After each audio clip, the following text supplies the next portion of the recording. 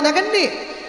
হ্যাঁ, যে লোকটা শুধু ঝঞ্ঝাট বাঁধাতো, শুধু ঝঞ্ঝাট বাঁধাতো, সব জায়গায় গিয়ে ঝঞ্ঝাট বাঁধায়, সব জায়গায় ঝঞ্ঝাট, সব জায়গায়। এরপরে ওর পাড়ার লোক ধরে ওকে পুজো করেছিল, আর তুমি সবার পুজো করো, আজকে তোমার পুজো আমরা করব। ঠাকুরটাকে পুজো করে ছেড়ে দিয়েছে একবারে। হ্যাঁ, মনে রাখবেন, কোনো ছেলেকে যদি তার পাড়ার লোক তার বাপের সামনে পিটায়, তাহলে বুঝবেন ছেলে একবারে সব দোষের সীমা পেরিয়ে চলে গেছে, তাই পাড়ার লোক দিচ্ছে। কেন? ছেলে যখন বাপকে গিয়ে বলছে, বাবা আমাকে সবাই মারলো, বলে আমি তোকে শোধরাতে পারিনি, ওরা শোধরাবে। হ্যাঁ, আমরা চিৎকার করেই যাচ্ছি, ও বলেই যাচ্ছে, করেই যাচ্ছি, ও বলেই যাচ্ছে। পাড়ার লোক বলে না, এবার একটু ঠিক করে দিতে হবে, মেশিনগুলোতে বড্ড জং পড়েছে, ঘষে মেজে লাগিয়ে দিলে আবার কদিন ঠিকঠাক চলবে, আবার একবার ঘষে মেজে লাগিয়ে দেবো, ঠিক করে দেবো। হ্যাঁ, মনে রাখবেন, সব সময়ের জন্য হিন্দু সনাতন ধর্মের মানুষ তারা বড় সহনশীল, বড় ধৈর্য তাদের মনে, তার জন্যে তারা শত অপমান শত অপরাধ মাথা পেতে সহ্য করে, কিন্তু অন্য ধর্ম সহ্য করবে না। ছোট্ট একটু কথা বলে দিলে বিরাট বড় হয়ে দাঁড়িয়ে যাবে সেই কথাটা। কেন? আমি আপনাদের দক্ষিণ 24 পরগনায় দাঁড়িয়ে একটা আসলে ইউটিউব ছিল, কথা প্রসঙ্গে বলে দিয়েছিলাম, গোহত্যা মহাপাপ। যতদিন পর্যন্ত পৃথিবীতে গোমাতার রক্ত বইবে, মানুষ কোনোদিন শান্তি পাবে না। এই কথাটা বলে দেওয়ার জন্য ঘন্টায় 200 করে হুমকি এসছে আমার কাছে, 200টা করে। কেন? যারা গোহত্যা করে তারা ফোন করছে। শুধু তাই নয়, সোনারপুর থানা থেকে পর্যন্ত ফোন করছে, আপনি এই কথাটা উইথড্র করুন। আমরা বাধ্য হয়েছিলাম ইউটিউব থেকে কথাটা তুলে নেওয়ার জন্য। কেন বলুন তো?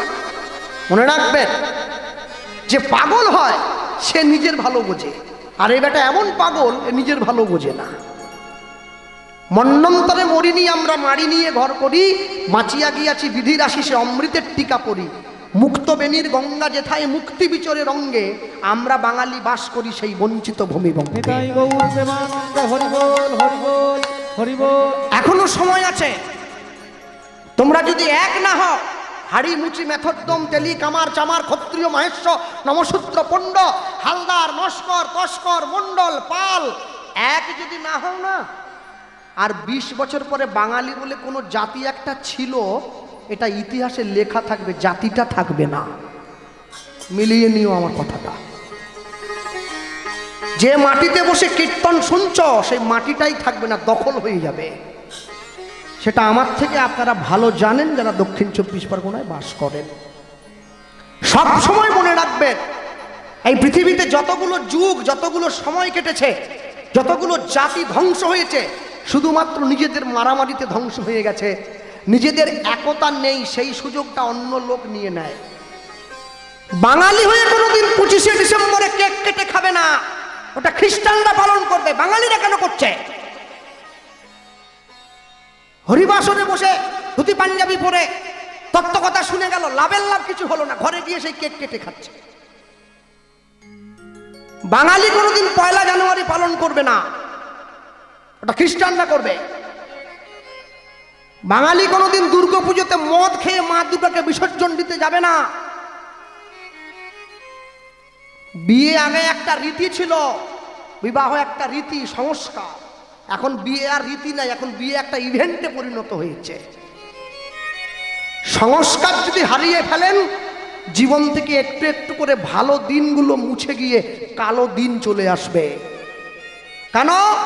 ইংরেজিতে একটা কথা আছে, ওকে ইংরেজিতে বলে সরি। সরি মানে দুঃখিত। মানুষ যখন সরি বলে তখন ঝগড়া শেষ, ডাক্তার যখন সরি বলে তখন জীবন শেষ। হরিবল হরিবল। আর এগিয়ে নিয়ে যাওয়া যায় না, ওইখানে রয়ে গেল, ওখানে কথা থেকে দিতে হবে। কেন? কেন করছো? কেন পালন করবে?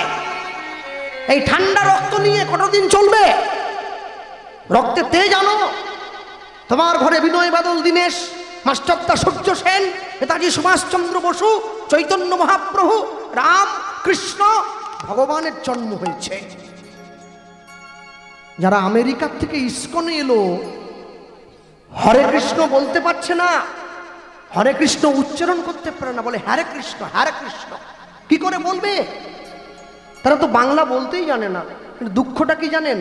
ওরা বলতে পারে না, তবু বলে আমি বলতে পারি কিন্তু বলি না। এইটা সব থেকে বড় দুঃখ।